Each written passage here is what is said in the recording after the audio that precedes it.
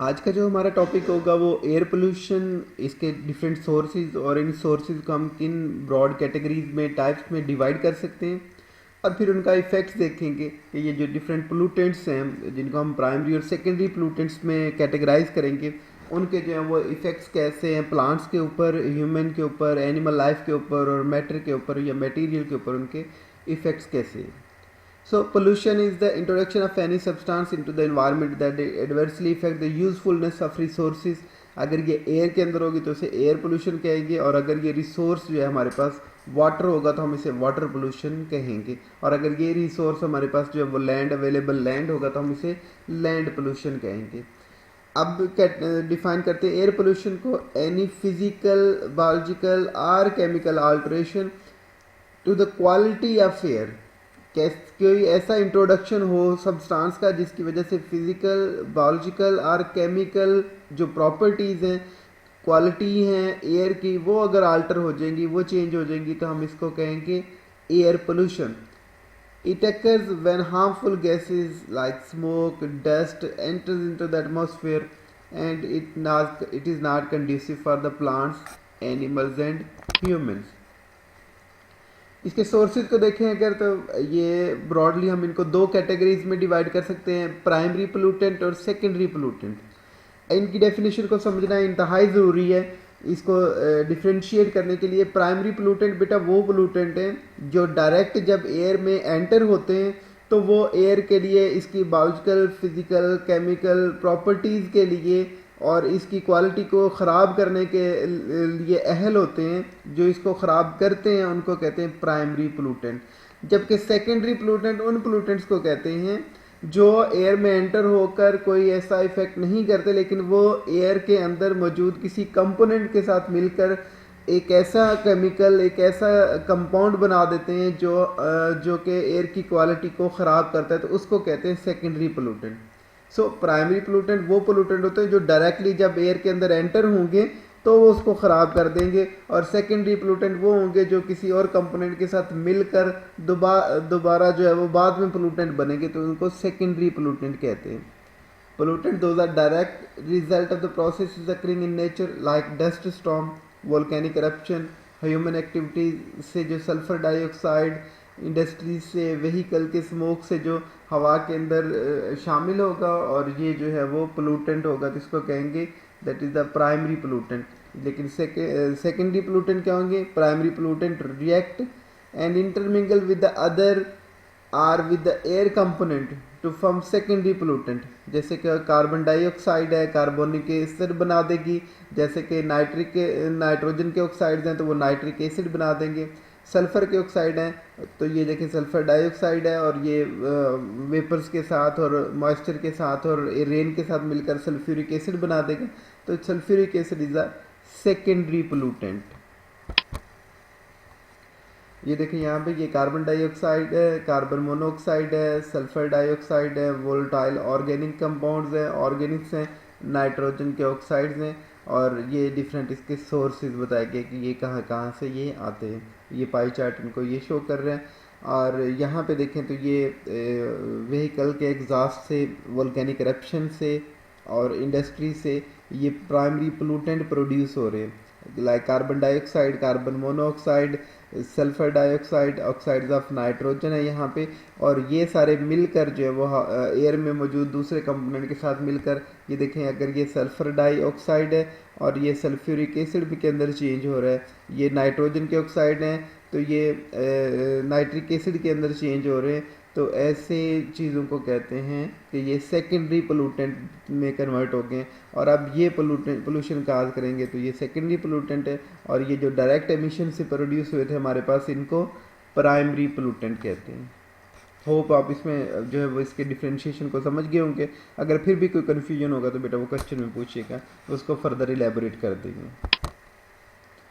Broadly अगर categorise करें तो हम इनको दो कैटेगरीज में, नेचुरल रिसोर्सेज से हैं इसके पोल्यूशन के, और मैन मेड सोर्सेज हैं। Natural sources like dust storm, gases like carbon dioxide from the respiration and methane from cattle डंग से भी ये प्रोड्यूस होती है, और मीथेन गैस जो वो पैडी फील्ड से भी क्योंकि वहाँ पे जो होती है वो एनारोबिक कंडीशन हो जाती है, क्योंकि वहाँ पे पानी खड़ा रहता है, राइस फील्ड जिसको कहते हैं। तो उसके अंदर जो है ना वो इससे ये मीथेन प्रोड्यूस होती है, या वोल्केनिक करप्शन से भी, जैसे कि पिछली स्लाइड में दिखाया गया। मैन मेड इसके जो रिसोर्सेज हैं उनमें smoke produce from the industry, from the vehicles and fuel, fossil fuel की कंबशन से कार्बन डाइऑक्साइड और मोनोऑक्साइड और सल्फर के ऑक्साइड्स प्रोड्यूस हो रहे हैं। माइनिंग से डस्ट प्रोड्यूस होती है, या फिर माइनिंग से जो है वो पार्टिकुलेट मैटर प्रोड्यूस होता है, छोटे पार्टिकल्स प्रोड्यूस होते हैं जो एयर को पोल्यूट करते हैं। या फिर house hold activities like dusting करते हैं, तो उससे भी जो है वो air pollution, dust particle produce होते हैं जो हवा के अंदर थोड़ी देर के लिए सस्पेंड रहते हैं, और जो रेस्पिरेटरी ट्रैक्ट है और उसमें जो है वो इशू काज करते हैं, तो ये पोल्यूशन है। या फिर क्लीनिंग करते हैं तो उससे भी डस्ट प्रोड्यूस होती है। क्रशिंग साइड से भी पार्टिकुलेट मैटर प्रोड्यूस होते हैं जो कि हवा के अंदर सस्पेंड रहते हैं और पोल्यूशन काज करते हैं। अभी हम जो देखेंगे वो इस फर्दर 4-5 स्लाइड्स के अंदर ये कुछ पोल्यूटेंट्स हैं हमारे पास और उनके इफ़ेक्ट्स को देखेंगे। लाइक कार्बन मोनोऑक्साइड है, कलरलेस, ऑर्डरलेस, टेस्टलेस गैस होती है। नॉर्मली इसकी अगर कंसनट्रेशन 0.1 ppm होगी तो ये कोई इफेक्ट काज नहीं करेगी, लेकिन हाई कंसनट्रेशन के ऊपर ये जो है वो इफेक्ट काज करती है, और ये प्रोड्यूस होती है वोल्केनिक करप्शन से और नेचुरल गैस एमिशन से। इसके जो इफेक्ट्स हैं, reduce oxygen carrying capacity of the blood, ये हीमोग्लोबिन के साथ मिलकर कार्बोक्सी हीमोग्लोबिन बना देती हैं रादर देन ऑक्सी हीमोग्लोबिन जो पिंक कलर की होती है वो हमारे लिए जो है वो ऑक्सीजन कैरी करके जाती है, तो ये कार्बोक्सी हीमोग्लोबिन बना देगा।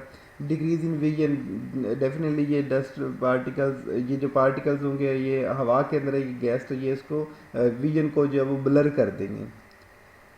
सेकेंडली हमारे पास कार्बन डाइऑक्साइड है, फॉसिल फ्यूल कंबशन से आती, कंप्लीट कंबशन होगी तो ये कार्बन डाइऑक्साइड बनेगी, और अगर इनकम्प्लीट कंबशन होगी तो कार्बन मोनोऑक्साइड बनेगी। तो ये complete combustion of fossil fuel से कार्बन डाइऑक्साइड बनती है, and jet plane uses oxygen and release carbon dioxide, definitely ये बर्निंग में यूज़ होती है। और इसके जो इफ़ेक्ट है ये हेडिक काज करती है, नौसिया काज करती है, और ये क्लाइमेट का जो है वो टेम्परेचर इंक्रीज़ कर रही है, ग्लोबल वार्मिंग काज करती है, क्योंकि ये इसके ऊपर जो है वो एक लेयर बना देती है जिसको ग्रीन हाउस गैसेज भी में सबसे बड़ा रोल जो है ये प्ले करती है। और ये जो है इसका टेम्परेचर, ये अर्थ का टेम्परेचर इंक्रीज़ करने में ये सबसे बड़ा इसका जो है वो रोल है। फिर हमारे पास है ऑक्साइड्स ऑफ नाइट्रोजन जिनको नॉक्स भी कहते हैं, NOx ग्रुप। इसमें जो है वो नाइट्रोजन मोनोऑक्साइड है, डाइऑक्साइड हैं, सुपर ऑक्साइड्स हैं, और ये फ्यूल कंबशन से, ऑटोमोबाइल से फ्यूल के अंदर ये होता है, और जब ये यहाँ पे इन्होंने कन्वर्टर नहीं लगाया होता एग्जॉस्ट के साथ, तो ये जो है वो ऑक्साइड्स ऑफ नाइट्रोजन और ऑक्साइड्स ऑफ सल्फर जो है वो हवा के अंदर इमिट हो जाते हैं, रिलीज हो जाते हैं। ये लाइटनिंग से और फॉरेस्ट फायर से और नेचुरल आयोनाइजेशन रेडिएशन से भी ये प्रोड्यूस होते हैं। ये भी रिड्यूस करते हैं ब्लड की oxygen carrying capacity and also causes lungs problems. Oxides of sulphur जिनको सॉक्स कहते हैं उनको नॉक्स कहते हैं, और ये सॉक्स जो होते हैं सल्फर डाइऑक्साइड और ट्राइऑक्साइड हैं। 67% of SOx pollution due to the volcanic activities, वहाँ पे सल्फर होता है और उसकी जो है वो बर्निंग से ये सल्फर डाइऑक्साइड प्रोड्यूस होते हैं। रिमेनिंग फॉसिल फ्यूल बर्निंग से और ट्रांसपोर्टेशन से, इंडस्ट्रियल एक्टिविटीज़ से। वही बताया कि इसमें जो एग्जॉस्ट फ्यूल होता है, जो उसका सैलेंसर होता है, वहाँ पे अगर कन्वर्टर नहीं लगा हुआ तो ये ऑक्साइड्स ऑफ सल्फर और ऑक्साइड्स ऑफ नाइट्रोजन जो हार्मफुल है ये हवा के अंदर एमिट होते रहेंगे। इनके भी इफेक्ट हैं डेफिनेटली, ये फ्यूल फॉसिल फ्यूल बर्निंग से और ट्रांसपोर्टेशन से हैं, तो ये रेस्पिरेटरी प्रॉब्लम्स काज करेंगे। ये इसके ह्यूमन के अलावा ये जो है वो कुछ मेटल्स हैं उनको भी ख़राब करेंगे, मार्बल्स को, क्लॉथ और पेपर को भी, लेदर जो होती है इसको भी ये इफ़ेक्ट करते हैं, उनको भी वॉश आउट कर देते हैं, वॉर्न कर देते हैं, ख़राब कर देते हैं। और plants are also heavily affected. ये देखें यहाँ पे ये हाइड्रोकार्बन्स हैं, तो ये हाइड्रोकार्बन से भी ये लाइट इंजरी और मॉडरेट इंजरी में ये देखें इसकी ये डीकलोराइज होना शुरू हुआ है, और यहाँ पे हैवी अगर इंजरी होगी तो ये बिल्कुल ये ब्लीच हो जाएगा ग्रीन कलर, और जब ये ग्रीन कलर ब्लीच हो जाएगा तो ये फोटोसिंथेसाइज नहीं कर सकेगा, और फोटोसिंथेसाइज नहीं तो प्लांट जो फिर डाई हो जाएगा। So hydrocarbon these include methane, ethylene या इथेन और एसिटाइलिन टर्पेन्स हैं यहाँ पे। और ये sources include in coal field से ये प्रोड्यूस होते हैं, नेचुरल फायर से प्रोड्यूस होते हैं, और इनकम्प्लीट कंबशन से, और एग्रीकल्चर बर्निंग से। मीथेन जो है वो एग्रीकल्चर एक्टिविटी से प्रोड्यूस होती है। लास्ट स्लाइड्स में हम देख चुके हैं कि ये पैडी राइस से भी प्रोड्यूस होती है, और ये जो होता है वो काउ डंग से भी प्रोड्यूस होती है मीथेन। और ये इसकी अगर कंसनट्रेशन जो है वो थ्रेशोल्ड लेवल क्रॉस कर देगी तो ये जो है वो डीकलराइजेशन ऑफ क्लोरोफिल और डीकलराइजेशन ऑफ लीफ जो है ये काज करेगी, जिसकी वजह से ये डैमेज हो जाएंगे। कार्सिनोजेनिक इफेक्ट्स हैं, कैंसर काजिंग है ये, और from ozone and PAN which are very harmful, damages plant, rubber material and fabric. ये जो पैन है परऑक्सी एसिटाइल नाइट्रेट्स हैं ये, और इनके बारे में अगर फर्दर आपने पूछना तो कमेंट बॉक्स में पूछेगा, मैं इसके लिए फर्दर इलेबोरेट कर दूंगा। पार्टिकुलेट मैटर्स, जो डस्ट पार्टिकल हवा के अंदर सस्पेंडेड होंगे ये भी डेफिनेटली प्रॉब्लम्स काज करेंगे, और ये भी अस्थमा और रेस्पिरेटरी ट्रैक्ट की डिफरेंट प्रॉब्लम काज करेंगे। जब हम मास्क नहीं यूज़ करेंगे डस्टी एरिया में तो ये इनहेल हम करने के बाद जो है ना ये हमारे रेस्पिरेटरी ट्रैक्ट में ब्रोंकाइटिस में जो है ये रोल प्ले करेंगे।